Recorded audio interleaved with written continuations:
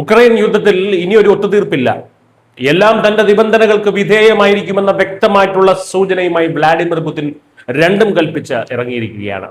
കീവിനെ നടുക്കിക്കൊണ്ട് Russia നടത്തിയ ചരിത്രത്തിലെ ഏറ്റവും കനത്ത മിസൈൽ ഡ്രോൺ ആക്രമണത്തിൽ ഉക്രൈന്റെ ആത്മീയ പ്രതീകം കത്തിയെരിയുകയാണ്. തിങ്കളാഴ്ച പുലർച്ചെയാണ് ഉക്രൈൻ തലസ്ഥാനമായിട്ടുള്ള കീവിനെ ലക്ഷ്യമാക്കി റഷ്യ വൻതോതിൽ മിസൈലുകളും ഡ്രോണുകളും വർഷിച്ചത്. ആക്രമണത്തിൽ 20ഓളം പേർക്ക് പരിക്കേൽക്കുകയും 10,000-കണക്കിന് ആളുകൾ അഭയകേന്ദ്രങ്ങളിലേക്ക് മാറുകയും ചെയ്തു. ഉക്രൈന്റെ ആത്മീയവും സാംസ്കാരികവുമായിട്ടുള്ള ചരിത്രത്തിന്റെ പ്രതീകമായിട്ടുള്ള 1000-ലധികം വർഷം പഴക്കമുള്ള യുനെസ്കോ പൈതൃക കേന്ദ്രം കീവ് പെച്ചർസ്ക് ലാവ്ര സന്യാസി മഠം റഷ്യയുടെ നേരിട്ടുള്ള ആക്രമണത്തിൽ പൂർണ്ണമായും കത്തിയെരിഞ്ഞു.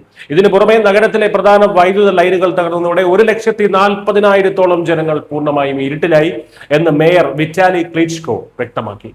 എന്നാൽ റഷ്യയുടെ ഈ ക്രൂരമായിട്ടുള്ള ആക്രമണം വെറുതെയല്ല. തങ്ങളുടെ വ്യവസായ നഗരമായിട്ടുള്ള തുലയ്ക്ക് നേരെ ഉക്രൈൻ പ്രധാനമന്ത്രി യൂലിയ സ്വൈറിഡെങ്കോയുടെ നേതൃത്വത്തിൽ ഉക്രൈൻ ഡ്രോൺ ആക്രമണം നടത്തിയിരുന്നു.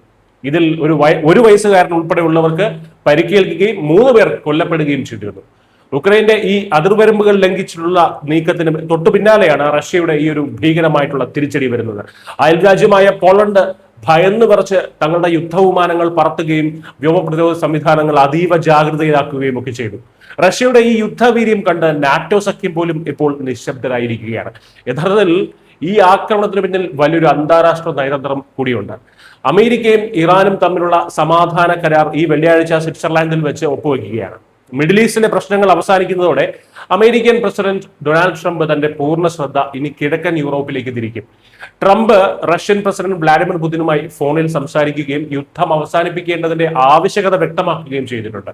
ഈ ആഴ്ച ഫ്രാൻസിൽ വെച്ച് G7 ഉച്ചകോടി നടക്കാനിരിക്കെ സമാധാന ചർച്ചകൾക്ക് മുൻപ് യുദ്ധഭൂമിയിൽ പരമാവധി മേധാവിത്വം ഉറപ്പിക്കാനാണ് പുടിൻ ഇപ്പോൾ രണ്ടും കൽപ്പിച്ച് ആക്രമണം അഴിച്ചുവിട്ടിരിക്കുന്നത്. സമാധാനത്തിന്റെ മേശപ്പുറത്തേക്ക് വരുന്നതിന് മുൻപ് ഉക്രൈന്റെ സാംസ്കാരിക പൈതൃകവും അടിസ്ഥാന സൗകര്യങ്ങളും തകർത്ത് അവരെ പൂർണ്ണമായും മുട്ടുകുത്തിക്കുക എന്നതാണ് പുടിന്റെ ലക്ഷ്യം. റഷ്യയുടെ ഈ ആധിപത്യത്തിന് മുന്നിൽ പാശ്ചാത്യ രാജ്യങ്ങളുടെ ഉപരോധങ്ങൾ വെറും നോക്കുകുത്തികളായി മാറുകയാണ്. ലോകക്രമത്തെ മാറ്റിമറിക്കുന്ന ഈ യുദ്ധം എങ്ങോട്ടാണ് നീങ്ങുന്നത് എന്ന് വരും ദിവസങ്ങളിൽ കാണാം. News desk system.